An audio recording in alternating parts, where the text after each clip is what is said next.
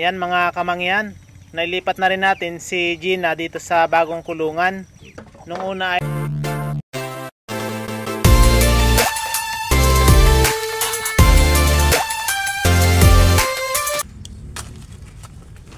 magandang umaga mga kamangyan.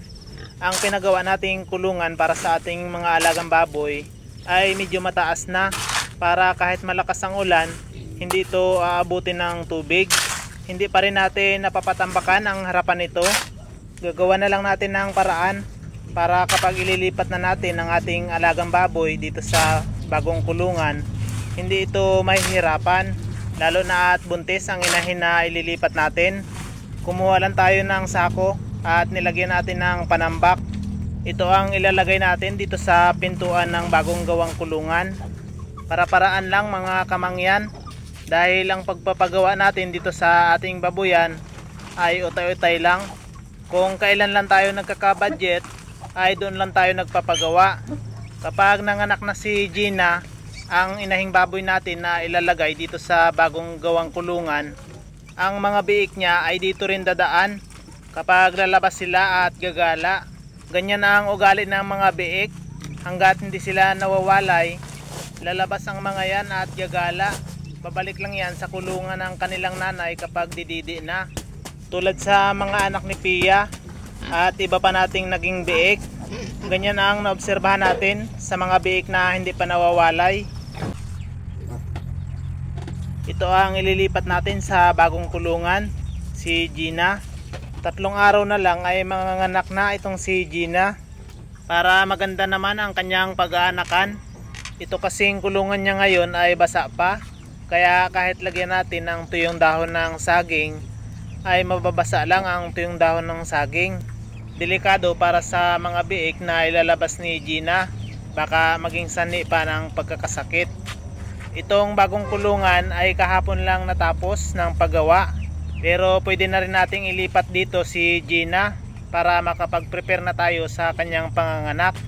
Lilinisan muna natin bago natin ililipat si Gina dito sa bagong kulungan.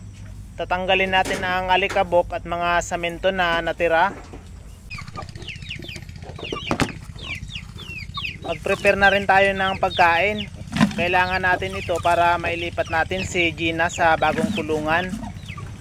Ito mga kamangyan ang binibigay ko na pagkain para sa aking mga inahin na buntis at may mga anak. Naghahalo tayo ng kangkong para sa pagkain nila at lactating feeds. Nagbibigay tayo nito sa mga inahin na malapit ng mga anak at sa mga inahin na may mga anak na. Pero 3/4 lang sa ginagamit natin na pangtakal dahil malakas itong magpagatas. Masama rin sa mga inahin ang sobra-sobra ang gatas para sa kanilang mga anak. Dagdag pa ang kangkong, pangpagatas rin. Kaya tinatakal natin ang lactating feeds. Pero kapag nasa 2 weeks na ang mga biik, ay nagdadagdag na tayo ng lactating feeds dahil malalakas na silang dumidi at kailangan na nila ang maraming gatas. Naglalagay rin tayo ng darak ng palay. Mas marami ang darak ng palay na nilalagay natin kaysa sa lactating feeds. Pero mga kamangyan, kung ganito ang gagawin nyo, piliin nyo yung darak na hindi galing sa malagkit na palay dahil bawal yun sa buntis na alaga nating baboy, nakakalaglag o nakakaagas ng mga biik.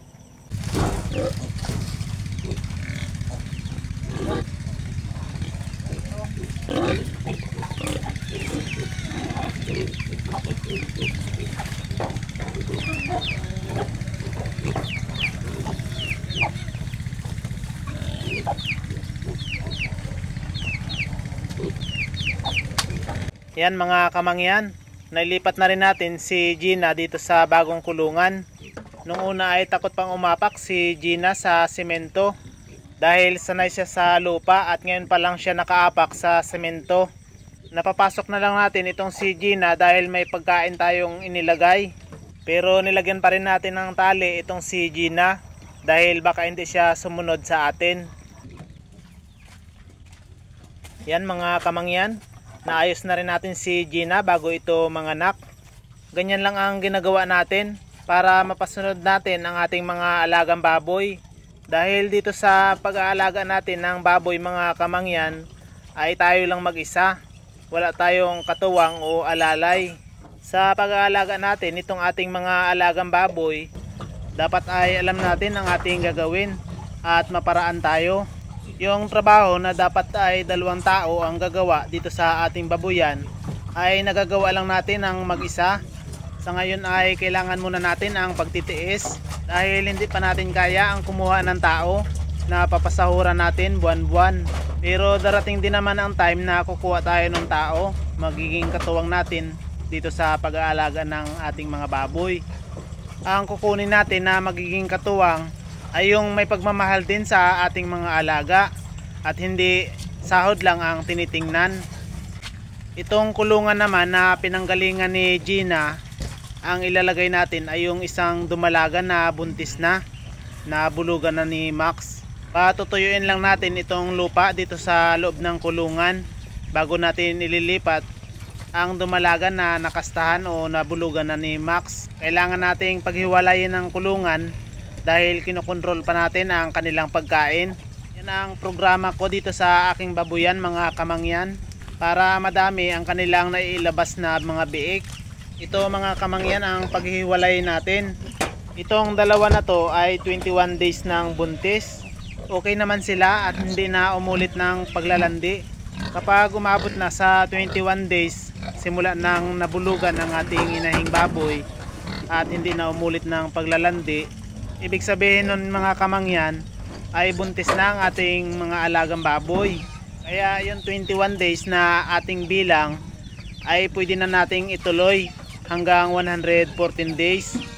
Dito sa mga alaga kong inahing baboy, halos lahat sila kapag umabot na ng 114 days ang kanilang pagbubuntis ay yun na ang araw ng kanilang panganganak.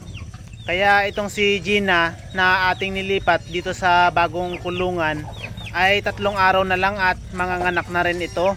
Kaya lahat ng mga kakailanganin natin tulad ng tuyong dahon ng saging, ang sapin sa kanyang pag-aanakan ay nakaready na sa kanyang panganganak. Yan mga kamangyan ang ganap ngayon dito sa aking babuyan. Sana ay nakakuha rin kayo ng idea. Paano, hanggang dito na lang muna ang ating video mga kamangyan. Maraming salamat sa panonood. Happy farming! Bye bye!